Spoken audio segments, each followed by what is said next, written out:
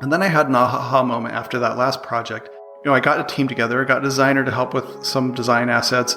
I have a marketing person that helps me with all the marketing, and then a scrum master and myself. So the four of us really worked together on what this program will look like. We went through and developed a core curriculum, and then we thought, you know what, that's good, that's great, that'll cover everything, but what about if someone has specifics? That's where we're trying to hit, trying to help people with those things that seem obvious to other people, but maybe it's not obvious to them. My name is Matt Dixon, and I'm founder and CEO of Front Range Systems and also the Code program.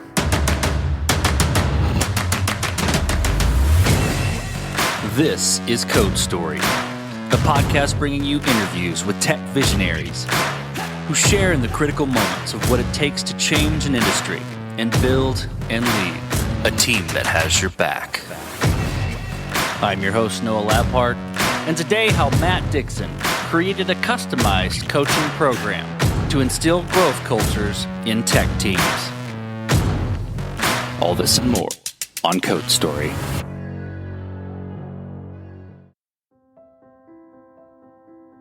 Matt Dixon grew up job hopping before eventually starting his own business. He is married with 5 kids, on purpose, he says, 1 daughter and 4 sons. He loves to eat, spend time with his family, mountain bike, and travel with his wife to new places. They just moved to Nashville from the Colorado Springs area. He found that starting his own business was the best way to find freedom to be present for his family. For a personal foundation, he likes to live with no regrets. Matt has been in the tech industry for nearly 21 years and started Front Range Systems, building software for bidding customers.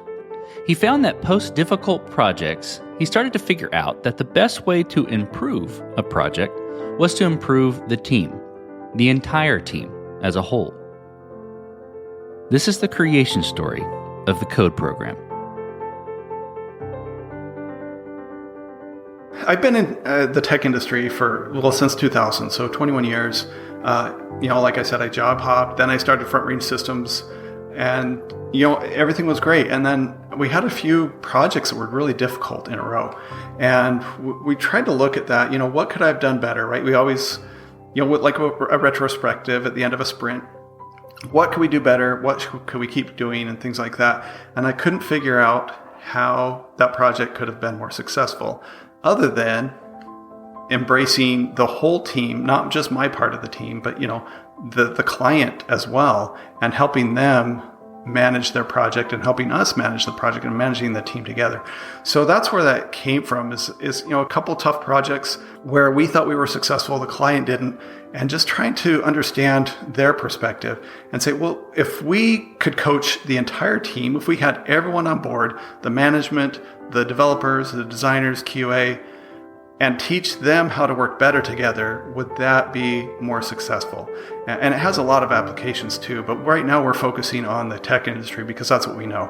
I can speak geek with anyone, and we have good other coaches as well that are in the project management side of things, Scrum Masters and things like that, and they can speak to that side of the thing. So it's a customized coaching program. Coaching is all the rage right now. We have personal coaches and business coaches, but there aren't a lot of team coaches. So it's, Olympic athletes, they all have coaches, but we don't really. We don't have coaches as teams. We don't have people saying, well, if you would have said this a little differently, or let's focus on this piece so that your team can be more effective together. That's really what it's about. Taking a look at the situation, taking a look at the strengths of the team, and building on those and making the team even better than they are right now. Well, tell me about the MVP. Normally, MVP is minimum viable product, right? Maybe it's this minimum viable program. Tell me how long it took you to build and how you got there, and what sort of, tools, quote unquote, you used to bring it to life. We're still in an MVP stage. This is a fairly new idea that I had. So I had it last year, probably towards the end of the last year. And I was toying with it a little bit. And then I had an aha moment after that last project. And we went in and I got a team together. I got a designer to help with some design assets. I have a marketing person that helps with all the marketing, and then a scrum master. and myself. So the four of us really worked together on what this program will look like. We went through and developed a core curriculum, and then we thought, you know what, that's good, that's great, that'll cover everything, but what about if someone has specifics? So one of our clients, they said, well, how can you teach developers how to give better presentations? Really? Yeah, that's a slam dunk. We can totally do that. The number one tip, know your audience. So simple things like that make a big difference. That's where we're trying to hit. Trying to help people with those things that seem obvious to other people, but maybe it's not obvious to them. You're in MVP stage still. What sort of decisions and trade-offs are you making as you build this program, or as you kick it off? And, thinking about okay, this program needs to focus on this, or we can make this program this way now because we're just starting, or we have to do it this way because it's a trade-off. Tell me about some of those and how you're coping with those decisions.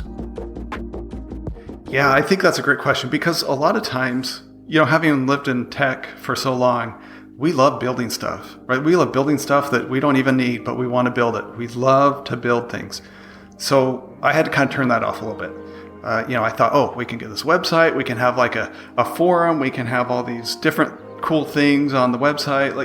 No, our website right now is literally 2 HTML pages and some CSS and images. So we totally stripped that down. We don't even have a content management system yet, because we are focusing on the needs of the customers, not the needs of what we need, what we want, we think would be cool. Just with the program itself, we stubbed out, it's a 6-month program. So we have 2 slide decks for every other week, 2 slide decks a month, So that's only 12 slide decks. That's all we've created so far. Everything else will be custom based on what the specific needs of the customer are. So I think that's really the key of an MVP, right? Just throw it out there, see what sticks, see what people need, and adjust from there. We don't need to build a huge, massive product or a huge, massive program. We need to build just the bare bones, what we absolutely need for the program.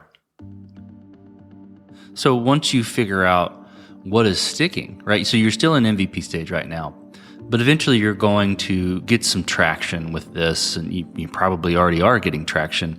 How are you going to progress the program? How are you going to mature it? And how are you going to approach progressing it? How do you build a program roadmap? How do you evolve your program? The main key for me is the people I work with.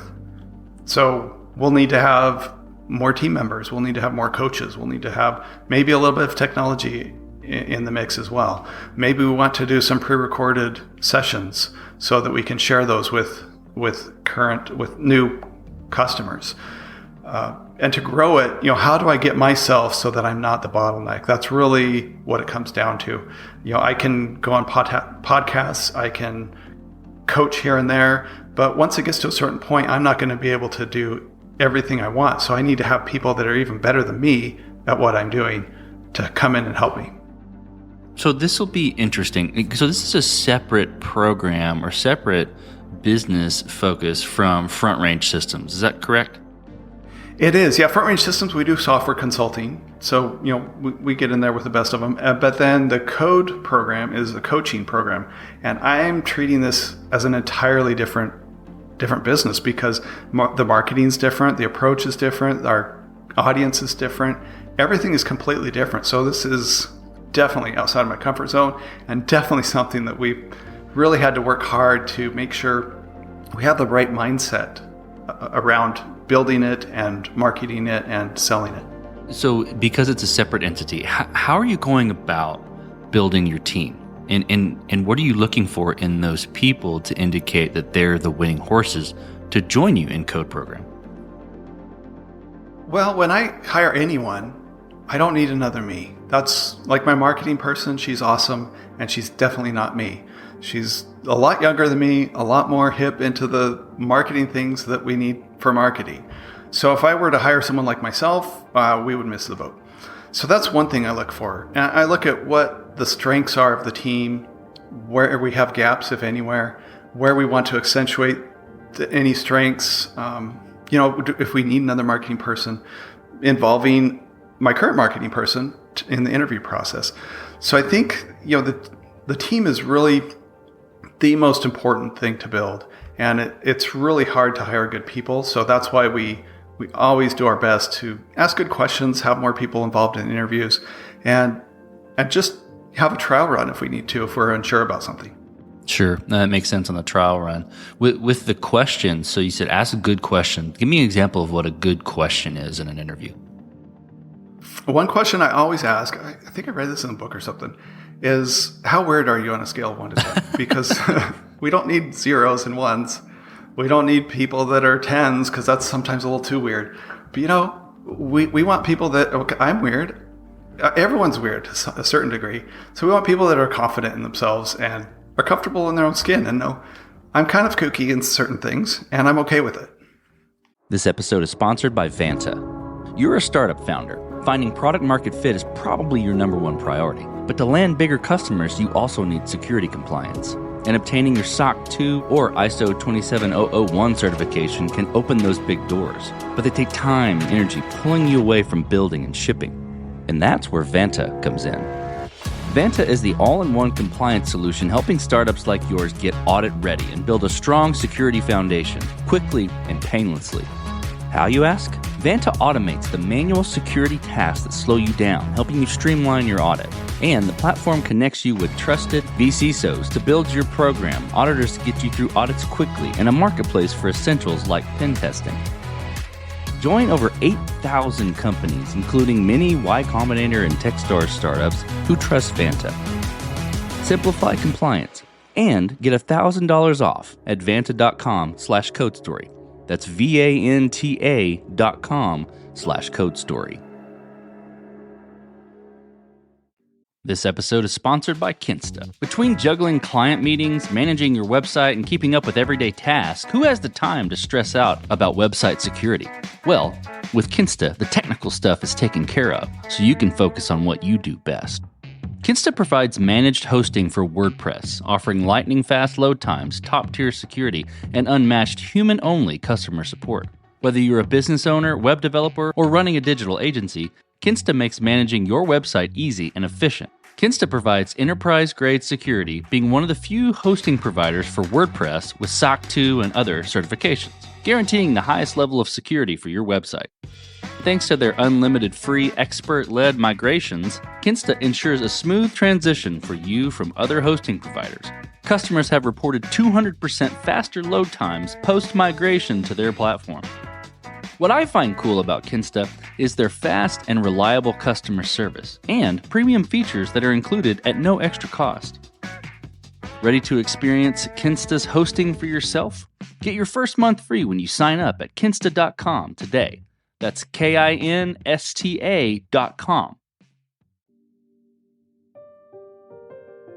Let's touch on scalability. So this will be interesting. Because right now it's an MVP, it's highly customized. You are going to end up progressing the product, and it's not technology, but there is going to be a scaling factor once this hits the upward trajectory in the product life cycle. That's what I was looking for. How are you approaching scaling the program, and how are you going to fight this as you grow? Yeah, we've given that some thought as well. Scaling is interesting. Everyone, at one point I had a goal of building a $100 million company. I don't really have that goal anymore because that's a different beast. I like the goal of building a company big enough to support the needs of our clients. So looking at that, let's say, we have 1,000 people that want to participate in this coaching program, 200 teams of 5 or something like that. How would we manage that? Well, we definitely need to hire more people. My thought process is to have two sessions a week that are the core curriculum, and everyone goes through those. Those are the core curriculum. So we would have 3 sessions going at once and schedule those every other month. So that kind of eliminates a lot of the need for a big team right there. Then with the customized sessions, we would have enough coaches on that team to support the number of people that are on there. Maybe we need to split it out into different sessions and things like that. So you're just keeping scale in mind. It's really easy to blow it out of proportion and once again try to build things that you don't need, but just trying to keep it simple, trying to grow as you need to, and just trying to be smart about it. So as you step out on the balcony and you look across all you've built, what are you most proud of?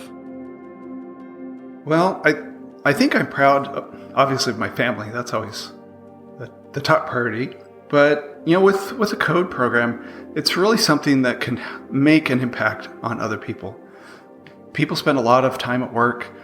They don't leave because they're not getting paid enough. Money is almost never the reason. It's always the people they work with. So trying to make that the best environment possible. That way they can enjoy their work, and then when they go home for the day, they don't need to stress about it. Well, let's flip the script a little bit. Tell me about a mistake you made and how you and your team responded to it. One mistake always comes to mind when I hear of that. I was working as a junior developer, and I was working on the intranet, and someone needed something. I needed to delete someone because they had a duplicate record or something like that. I forgot the where clause. So I deleted all the people in the database, and this was in production. So we go to the database guy. I'm like, hey, can we restore from a backup? He's like, well, that would be great if we had one. The latest backup is a month old. So that's always resonated with me because the way we handled it is we increased our backup strategy. We improved it and made it better going forward.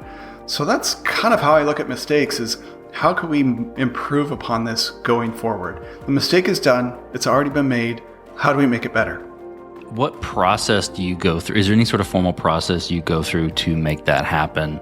Any sort of, retro or specific code program or front range systems process that you go through to ensure that, you learn from those mistakes and they don't happen again?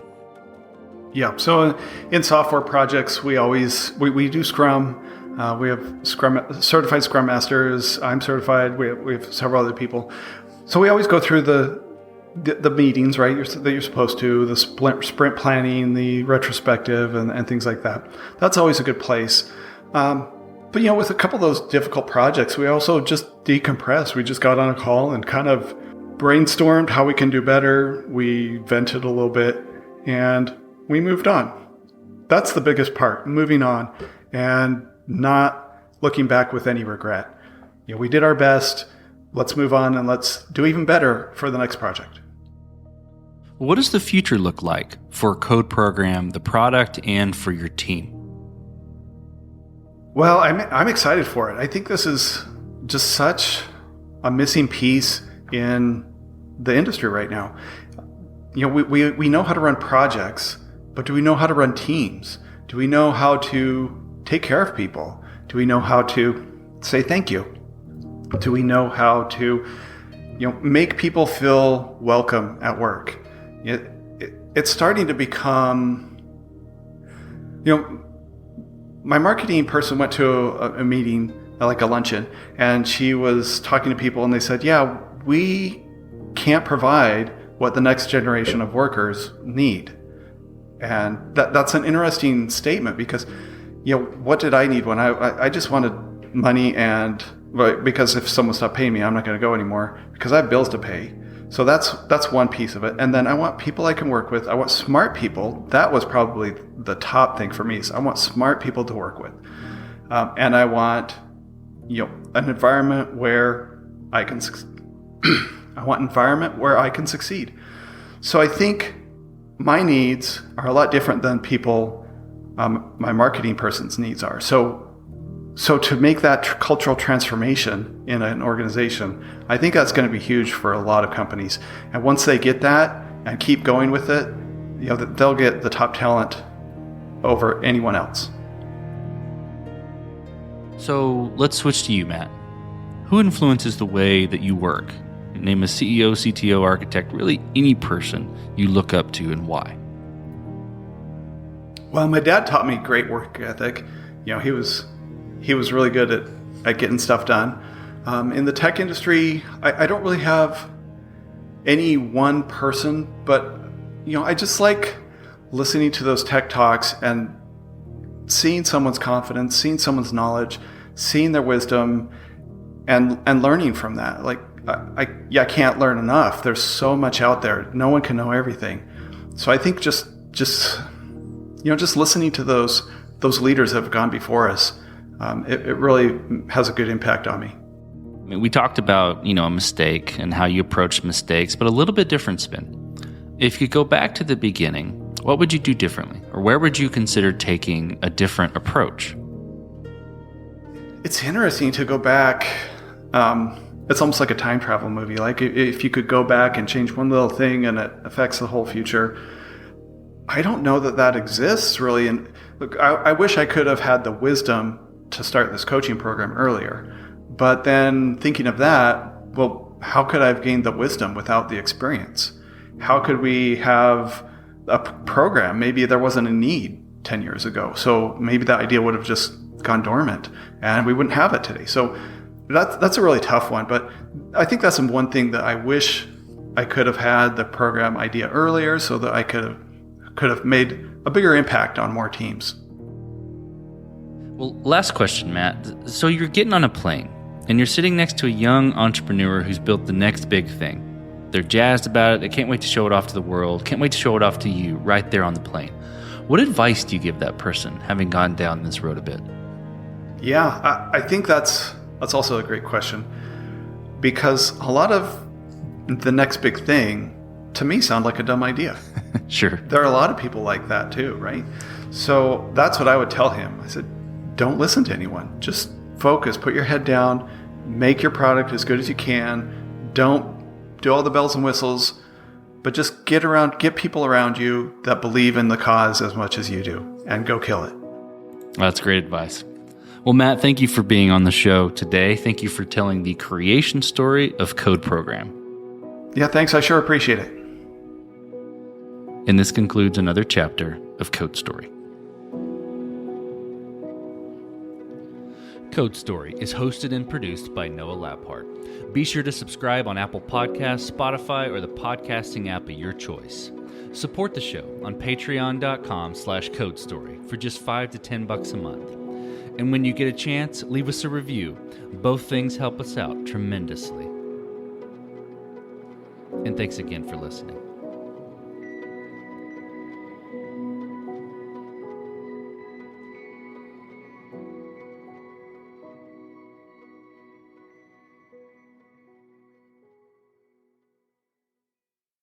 You just realized your business needed to hire someone yesterday. How can you find amazing candidates fast? Easy. Just use Indeed. Stop struggling to get your job post seen on other job sites. With Indeed sponsored jobs, your post jumps to the top of the page for your relevant candidates, so you can reach the people you want faster. According to Indeed data, sponsored jobs posted directly on Indeed have 45% more applications than non-sponsored jobs. Don't wait any longer. Speed up your hiring right now with Indeed. And listeners of this show will get a $75 sponsored job credit to get your jobs more visibility at Indeed.com/PODKATZ12. Just go to Indeed.com/PODKATZ12 right now and support our show by saying you heard about Indeed on this podcast. Terms and conditions apply. Hiring? Indeed is all you need.